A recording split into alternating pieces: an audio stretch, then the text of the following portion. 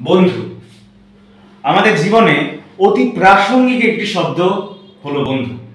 দুটি অক্ষরের এই শব্দ বন্ধু। পাড়ার মাঠে বন্ধু, স্কুলে যেতে বন্ধু, সিনেমাতে যাবি বন্ধু,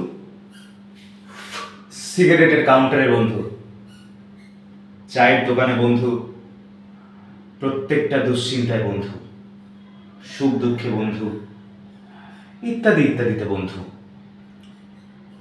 কিন্তু অনেকে নিজের এই পুরনো বন্ধুত্বকে সারা জীবনের জন্য জলাঞ্জলি দিয়ে দেয়, বিসর্জন দিয়ে দেয় নিজের সেই বহু পুরনো বন্ধুত্বকে।